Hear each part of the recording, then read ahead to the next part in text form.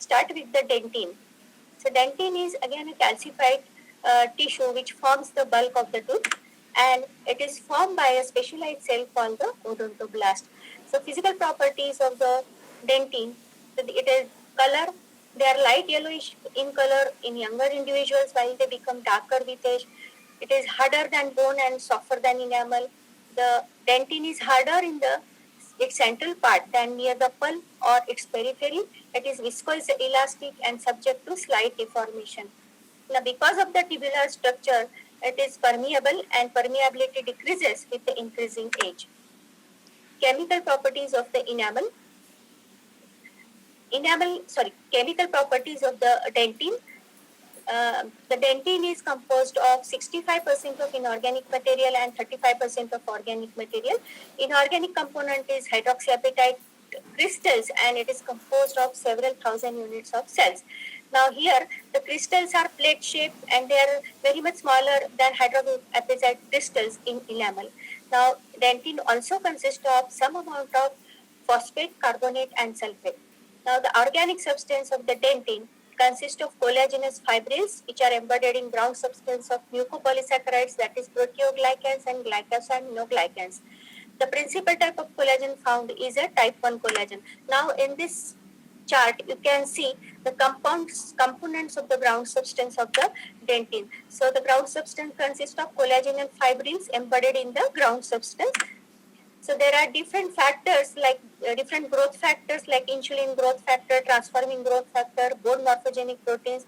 There are different glycoproteins, proteoglycans, and one important protein that is found in the ground substance is dentine, DPP, dentine phosphoprotein. So apart from this, certain lipids and acid proteins are found. Now all these components which are there in the ground substance of the dentine, they are important. They all have an important role in the mineralization of the dentine. Now move on to the structure of the dentine. So dentine consists of dentinal tubules, peritubular dentine, and intertubular dentine. So we'll start with the dentinal tubules. So dentinal tubules, they follow a gentle curve where it resembles a gentle S in shape. In this diagram you can see. So the tubules exhibit sigmoid curvature. They are more prominent in the crown and less prominent at the cusp tip and incisal edge. Now this dentinal tubules, they are perpendicular to the dentino-enamel junction and dentino-cemental junction. So the branches, these tubules, they give rise branches near the dentino-enamel junction. They are called terminal branches. They are called as terminal branches. Now these are all called as primary curvatures. So the dentinal tubule, which follows a gentle curve where it resembles gentle S, they are called primary curvatures. While the tubules in the second diagram, you can see the tubules exhibit minute curvatures. So these are called as a secondary curvature over their entire length. Now the thickness of the dentine, it ranges from 3 to 10 millimeter or more, and the ratio between the outer and the inner surface of dentine is about 5:1. So that means the tubules are more closely packed near the pulp. The number of tubules near the pulpal surface, they varies between 50,000 to 90,000 per square millimeter. Now the dentinal tubules, along their course, they show the lateral branches called as the canaliculi or microtubules. Peritubular dentine. So it immediately surrounds the dentinal tubule. So here you can see in this diagram, this is a dentinal tubule where it is surrounded by forms a wall of the peritubular dentine, forms the wall of the tubule. It is highly mineralized than the intertubular dentine. Now one thing, that is the periodontoblastic space. It is the space between the odontoblastic process and the peritubular dentine, in which there is a dentinal fluid. So intertubular dentine is located in between the dentinal tubules, and it is made up of type 1 collagen. So these collagens are randomly oriented around the dentinal tubules. So this is dentinal tubule, peritubular dentine, and intertubular dentine. So the peritubular dentine is highly mineralized than the intertubular dentine. So predentine. In this diagram, you can see this is pulp, and predentine is always located adjacent to the pulp. That is about 2 to 6 micrometer wide. It is not mineralized, and it takes up the pale stain. Now the odontoblastic process, they are the cytoplasmic extensions of the odontoblast, and they are largest in diameter near the pulp. Here in this diagram you can see individual odontoblast. Here they are largest in diameter near the pulp, and as they go traverse through the predentine and the mineralized dentine, they near the dentine and enamel junction they taper. The odontoblast cell is 7 micrometer in diameter and 40 micrometer in length. So there, the some of the odontoblastic process, they process the dentina enamel junction and enter the enamel. Those are called as enamel spindles. So odontoblast also give rise some lateral branches along their length. Now there are different types of dentine: primary dentine, secondary dentine, and tertiary dentine. So we'll see one by one what is primary dentine. Primary dentine is one which is formed before the root completion. So there are two types: mantle dentine and circumpulpal dentine. Now in this diagram you can say this C is the mantle dentine. So mantle dentine is nothing but which is the outer or most peripheral part of the primary dentine, and it is about 20 micrometer thick. Now, the organic matrix of this mantle dentine consists of large diameter of collagen fiber. They are called as von Fox fiber, and they contain mainly type 3 collagen. So, the difference between this, the circumpulpal dentine, which is the rest of the dentine, where it undergoes the linear or globular mineralization, while the mantle dentine shows the globular mineralization. So, the circumpulpal dentine is the mantle dentine is less mineralized than the circumpulpal dentine. Secondary dentine is the narrow band of dentine which is bordering the pulp. Here you can see this primary dentine and secondary dentine. So it is formed after the root completion. So secondary dentine is always there. It forms after the root completion, and it contains fewer tubules. So here you can see there is a bend of the dentinal tubules at the interface of the primary and the secondary dentine. So this is a demarcation line. The secondary dentine is exactly similar to that of a primary dentine. Only thing is that they contain a fewer tubules. Tertiary dentine is called as reparative response or reactive dentine, and it is formed response to trauma such as caries or restorative procedures. So we'll see what is reparative dentine. So because of certain external stimuli like caries, attrition, abrasion, or erosion, or any operative procedures, the odontoblast processes are cut, and therefore the odontoblasts they either survive or die. If the odontoblasts survive, they deposit hard tissue dentine. Those are called as reactionary, or this dentine is called as reactionary or regenerated dentine. If the odontoblast die or kill, then the undifferentiated mesenchymal cells from the inner pulp, they migrate towards the periphery of the pulp, differentiate into odontoblast, and they deposit a reparative dentine. So reparative dentine is actually action to seal off the zone of injury, which occurs as a healing process. The reparative dentine consists of fewer and twisted tubules, and here you can see in the next diagram, this first picture is of a normal dentine where you can see the normal arrangement of the odontoblast and the dentinal tubules.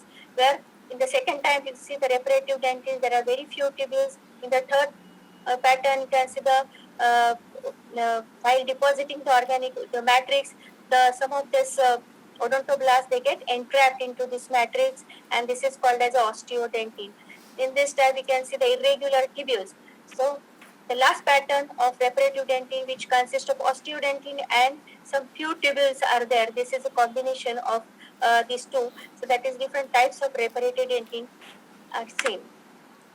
Next is a dead tract. In this picture, you can see the A represents the dead tract. So dead tracts are nothing but in dried ground section. The odontoblastic process they disintegrate, and the empty tubules they are filled with air, and they appear black in transmitted and white in reflected light. So this dead tracts also appear because of loss of odontoblastic process due to caries, attrition, abrasion, or cavity preparation. Now this appear observed in the areas of narrow pulpal horn. So this dead tract is more commonly seen in older teeth, and they show the reduced sensitivity. Next is sclerotic or the transparent dentine. The dentinal tubules are filled with the calcified material in response to the external stimuli like caries, atresion, or iridogen. Now they are filled with the collagen fibers and hydroxyapatite crystals and obliterate the lumen of the dentinal tubule. Now this is a defensive reaction of the dentine, and therefore the refractive indices of the dentine are equalized and it becomes transparent. So in transmitted light they appear light, and in reflected light they appear dark.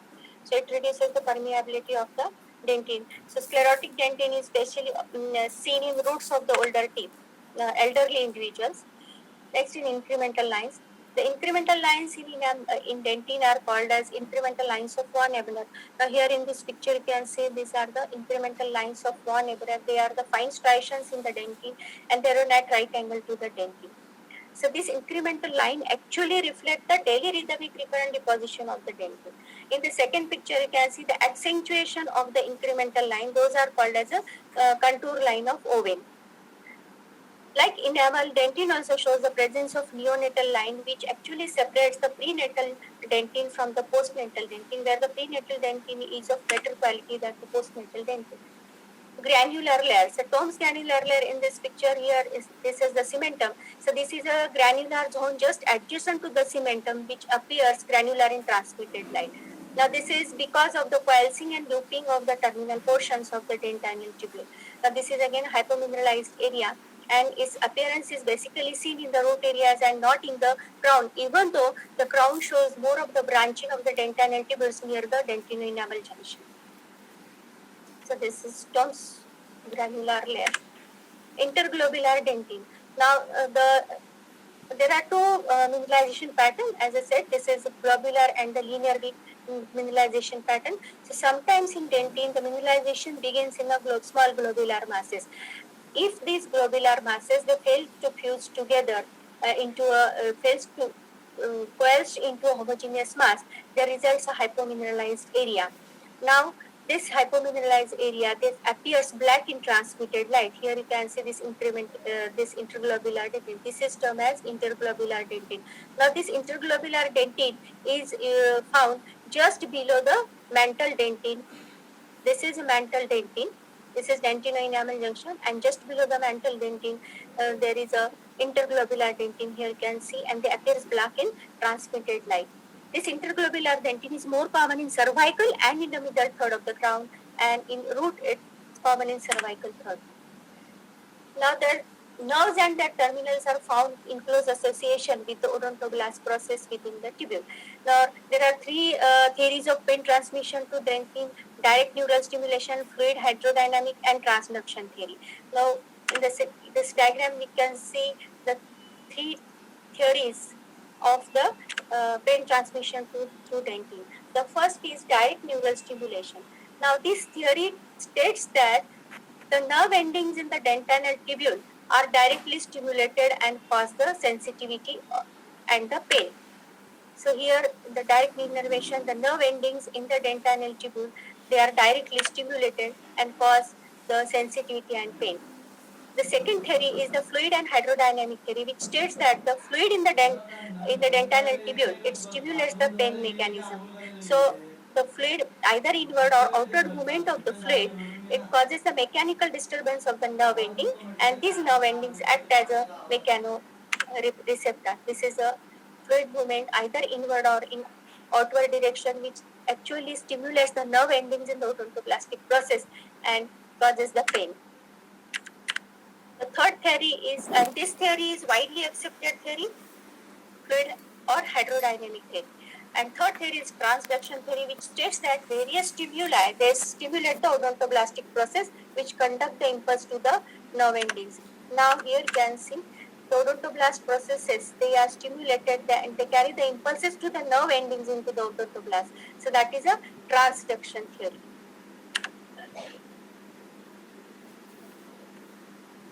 Now moving on to the dentinogenesis.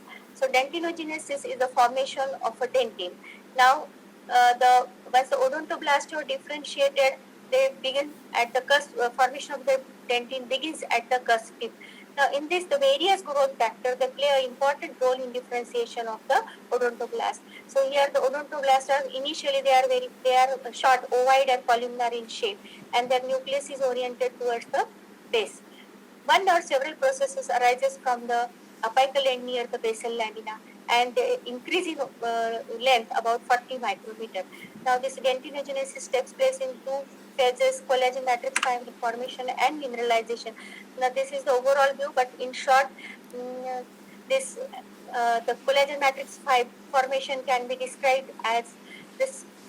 There is a formation of the predentine along the pulp border, and this predentine remains a day before it calcified, and the next increment of predentine is formed.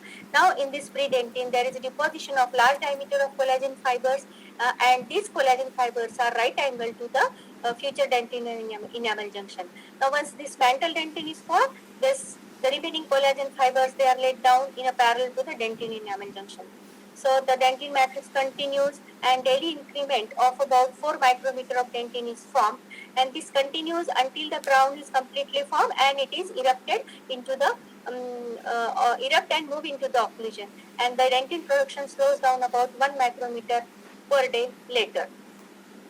Now the mineralization is in the two form, that is globular and linear mineralization.